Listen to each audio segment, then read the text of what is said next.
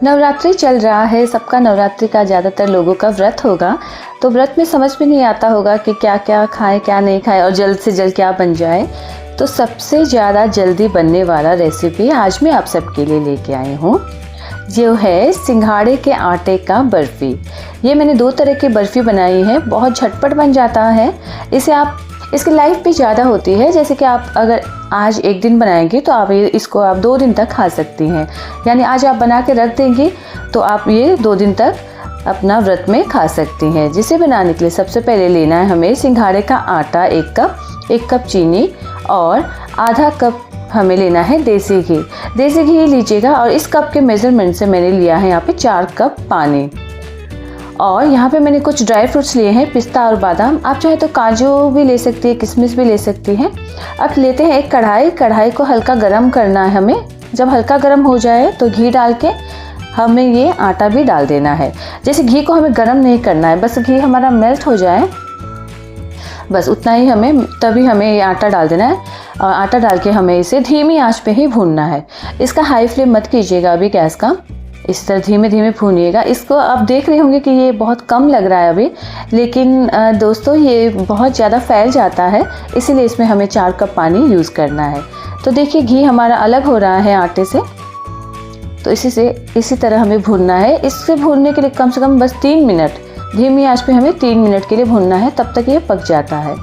अगर आप चाहे तो, जैसे मैं ये डाल रही हूँ नारियल का बुरादा, अगर आप चाहे तो इसमें ड्राई फ्रूट पाउडर या तो नारियल का बुरादा जिस तरह से मैं डाल रही हूँ उस तरह से डाल सकती हैं। इससे बहुत ही अच्छा फ्लेवर आता है। डालने के बाद आप मिक्स करें, उसके बाद चीनी डाल दीजिए। चीनी डालने के बाद जो पानी डाला था हमने वो भी हमें डालना है, लेकिन ध्यान रखिएगा पानी अभी हमें 1 कप के लगभग ही डालना है। अगर इस टाइम हम पूरा पानी डाल देंगे तो इसमें बहुत ज़्यादा लम्स पड़ जाएंगे इस बर्फ़ी में, तो हमें थोड़ा सा पानी यानी 1 कप के लगभग ही डालना है। उसके बाद इसे अच्छे से हमें मिक्स कर लेना है। अभी ध्यान रखिएगा धीमी आंच ही है गैस का फ्लेम।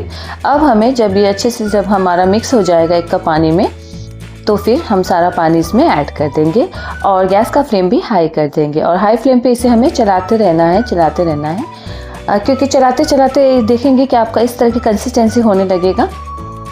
इसे हमें और चलाना है अच्छे से, धीरे धीरे पहले मिक्स करें, फिर आप थोड़ा हाथ से तेज़ी से चलाएं, स्पीड अपना हाथ का बढ़ा लें और इसे हमें लगातार चलाते रहना है, नहीं तो ये तले पे जाके चिपक जाएगा और बर्फ़ी का स्वाद एकदम ख़राब लगने लगेगा। तो दोस्तों इस तरह से आपको चलाना है। देखिए ये हमारा पैन भी छोड़ दिया है बर्फ़ी का मिक्सचर, और इस तरह की कंसिस्टेंसी हमारा होना चाहिए। तो देखा आप सबने, आसान था बहुत ये बनाना, और ये स्वादिष्ट भी बहुत अच्छी लगती है, मतलब बहुत स्वादिष्ट लगती है। इसकी खुशबू इतनी अच्छी आ रही है ना, मैं कैसे बताऊँ, आप सब बना के ट्राई कीजिएगा। अब यहाँ पे मैंने लिए है एक टिन और एक प्लेट। जैसे कि अगर आपके पास टिन नहीं है बर्फ़ी का जैसे, या केक को कम मोल्ड नहीं है, तो आप इस तरह के प्लेट भी ले सकती हैं। अब इसमें घी लगा दीजिए, इस तरह से घी ग्रीस करके। अगर आप टिन यूज़ कर रहे हैं तो टिन के चारों ओर भी आप घी लगा लीजिएगा।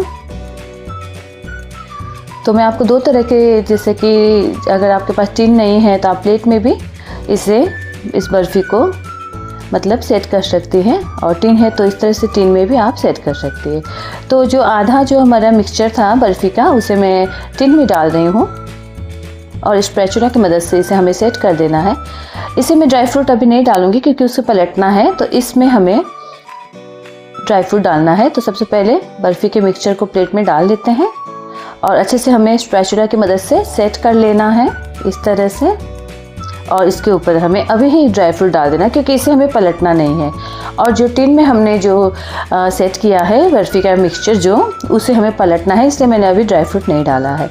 तो ये दोनों हमारे सेट हो गए। अब इसे हमें टोटली ठंडा कर लेना है।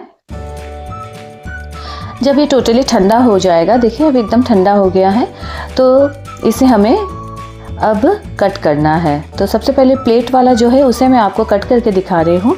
इससे बहुत ही पतली पतली बर्फ़ी हमारी बनके तैयार होती है।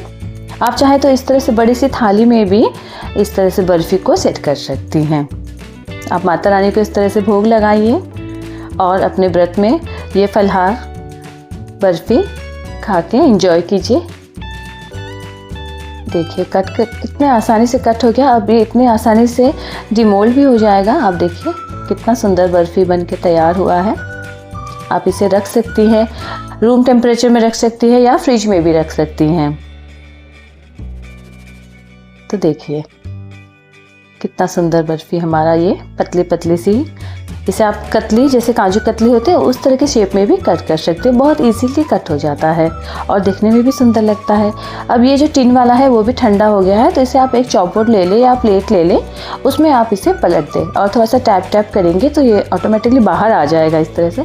अब मुझे इसके ऊपर से हमें ये ड्राई फ्रूट्स गार्निश करने हैं। अगर आपको ड्राई फ्रूट नहीं डालना है तो आप ऐसे भी इंजॉय कर सकते हैं, ऐसे भी ये बहुत ही टेस्टी लगता है, बहुत स्वादिष्ट ये बर्फ़ी बन के तैयार होता है। इसमें आपने देखा होगा सामग्री भी ज़्यादा नहीं लगती है और इस तरह से आप नवरात्र में ही नहीं, जैसे कि आप किसी भी व्रत में आप इसे बना के, जैसे फलार व्रत में बना के, शिवरात्रि में, जैसे कि जन्माष्टमी में आप बना के इसे इंजॉय कर सकती हैं। और अगर मेरी वीडियो पसंद आती है तो प्लीज़ मेरी वीडियो को लाइक करें, सब्सक्राइब करें और बेल आइकन दबाएं और ज़्यादा से ज़्यादा शेयर करें ताकि और लोगों को भी मेरे इस रेसिपीज़ का रेसिपीज़ मिले। आपके फ्रेंड्स फैमिलीज़ को शेयर कीजिए ताकि उन लोगों को भी ये रेसिपी मिले। तो देखिए मैंने 2 तरह के बर्फ़ी बनाए, तो बस 1 कप से ही इतने सारे बर्फ़ी हमारे बन के तैयार होते हैं और यकीन मानिएगा बहुत ही लाइट रहता है। ज़रा भी आपको ये खाने से ज़रा भी नुकसान नहीं करता है, बहुत ही लाइट रहता है, बहुत अच्छा लगता है। आप एक खाएंगे तो आपको बार बार खाने का मन करेगा। इतनी स्वादिष्ट ये बर्फ़ी बन के तैयार होती है। जिसने व्रत नहीं किया है वो भी इतना दीवाने हो जाएंगे आपके। तो आप सब बना के इस नवरात्रि में ज़रूर इसे ट्राई कीजिएगा। Thank you so much for watching my channel.